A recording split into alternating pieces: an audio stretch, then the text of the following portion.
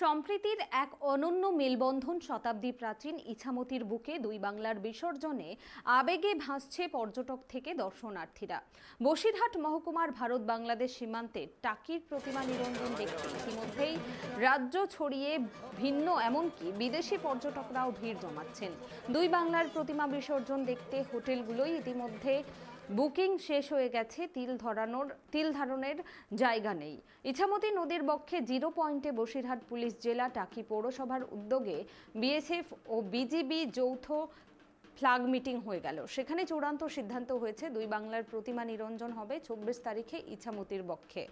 দুই বাংলার প্রতিমা নিরঞ্জন ঘিরে ইতিমধ্যে বৈঠক হয়েছে। উপস্থিত ছিলেন টাকি পৌরসভার chairman Somnath Mukhopadhyay, vice chairman Faruk Gazi, Hasanabad SDPO Debraj Ghosh, IC Krishnendu Ghosh, বিএসএফের পক্ষ থেকে 85 নম্বর ব্যাটালিয়নের কমান্ডিং অফিসার দলজিৎ কুমার, বাংলাদেশের পক্ষ থেকে বিজিবি আধিকারিকরা উপস্থিত ছিলেন। আন্তর্জাতিক আইন মেনে দর্শনার্থীদের এবং ঠাকুরের নৌকা জিরো পয়েন্ট বরাবর সীমান্ত অতিক্রম না করে প্রতিমা নিরঞ্জন করবে। টাকিতে ইছামতি নদীর বিসর্জন ইতিমধ্যেই ইউনেস্কো হেরিটেজ ঘোষণা করেছে, তাই এই বিসর্জনে এক অন্য আবেগ ও সংস্কৃতি জড়িয়ে রয়েছে।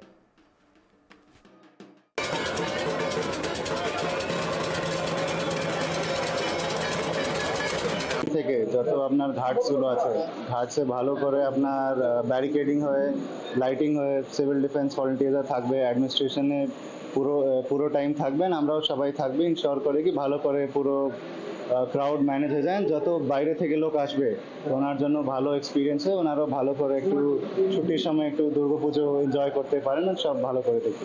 গুরুত্বপূর্ণ টাকির এই ভাসান, এখানে বহু মানুষের আবেগ জড়িয়ে আছে।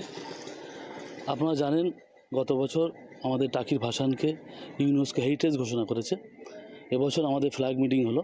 ফ্ল্যাগ মিটিংয়ে উপস্থিত ছিলেন আমাদের 70 কোম্পানি কমান্ডার, আমাদের এসডিপিও হাসনাবাদ সাহেব এবং আইসি হাসনাবাদ, আমাদের টাকি পৌরসভার চেয়ারম্যান, ভাইস চেয়ারম্যান, আমাদের বিডিও ম্যাডাম ছিলেন, এছাড়া আমাদের সভাপতি ছিলেন, বিডিও অফিসের সভাপতি, আর এখানকার আপনার ওপারের বাংলাদেশের একজন চেয়ারম্যান ছিলেন, আর বর্ডার সিকিউরিটি ফোর্সের যারা ছিলেন ওনারাও ছিলেন। সেখানে আমাদের সিদ্ধান্ত হলো নদীর মাঝ বরাবর দিয়ে একটা সীমারেখা তৈরি করা হবে। নদীর সব বোট দাঁড় করিয়ে দেওয়া হবে, সেখানে দড়ি টানিয়ে একটা সীমারেখা তৈরি করা হবে। টাকি থেকে আর যে বোটগুলো, যে দর্শনার্থী এবং যে প্রতিমাগুলো নামবে, সেগুলো আমরা নদীর মাঝ বরাবর পর্যন্ত যেতে পারবো। আমরা সীমারেখাকে অতিক্রম করতে পারবে না, এবং বাংলাদেশ থেকে যে প্রতিমা এবং যে দর্শনার্থীরা নামবেন তারা মাঝ বরাবর পর্যন্ত আসতে পারবেন, কেউ সীমারেখা অতিক্রম করতে পারবেন না। এটা আমাদের টাইমটা হয়েছে 12টা থেকে সবাই নদীতে নামতে পারবে, এবং বিকেল 5টার মধ্যে সবাই ডাঙাতে উঠে যেতে হবে। কতটা লোক থাকবে এবং তার পারমিশনটা কী হবে, এই মিটিং আমাদের কালকে আছে, সেখানে আমরা জানিয়ে দেবো কোন বোর্ডে কতজন থাকবে, তার কীভাবে পারমিশন হবে, এগুলো সব আমরা কালকে জানাবো। এছাড়াও আমাদের টাকি নদীর ধারেতে মেডিকেল টিমের ব্যবস্থা এবং প্রত্যেকটা ঘাট সংস্কার করা হচ্ছে।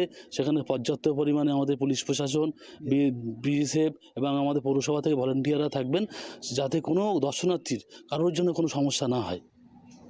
পরিস্থিতি আমাদের চূড়ান্ত হয়ে গেছে। আমরা বাংলাদেশে যারা এসেছিলেন তাদেরকে আমরা মিষ্টি বিতরণ করলাম, এবং ফুল মিষ্টি তাদেরকে মিষ্টি বিতরণ করলাম। পর্যটকদের জন্য আমরা এখানে মেডিকেল ক্যাম্প বসাচ্ছি। এছাড়াও পর্যাপ্ত পরিমাণে পুলিশ, বিএসএফ এবং ঘাটগুলোতে যাতে কোনো সমস্যা না হয়, ভিড় ঠেলাতে যাতে কোনো সমস্যা না হয়, যত রকম ব্যবস্থা করার দরকার আমরা পৌরসভা থেকে সব রকম ব্যবস্থাই করেছি। এছাড়াও আমাদের শেষ দিন একদিন আগে কি অবস্থায় আছে সব আধিকারিকরা আসবেন, এইসব খতিয়ে দেখে নেবেন, সব ঠিকঠাক আছে কিনা। সহায়তা ইতিমধ্যেই আমাদের উদ্বোধন করা হয়েছে টাকি পৌরসভা পক্ষ থেকে, আমাদের হাসনাবাদ থানা থেকে। এখানে পর্যটকদের সহায়তা কেন্দ্র করা হয়েছে। এখানে পর্যটক যারা সারা বছর আসবেন, এখানে যেহেতু টাকি একটা ঐতিহ্যপূর্ণ এলাকা, এখানে বহু পর্যটকরা আসেন, তাদের যাতে কোনো সমস্যা না হয়, তাদের কাছে কেউ না ঠকায়, তাদেরকে যাতে কেউ ডিস্টার্ব না করে, সব কিছু দেখার জন্য এই সহায়তা কেন্দ্র। আশা করছি আগামী দিন আমাদের এখানে আরও পর্যটক অনেক বেশি আসবে, এবং তাদের যাতে অসুবিধা না হয় হোটেল মালিকরাও দেখছেন, আমাদের পৌরসভাও দেখছি, এবং সহায়তা কেন্দ্র পুলিশ প্রশাসন সবসময়ের জন্য পাশে আছে।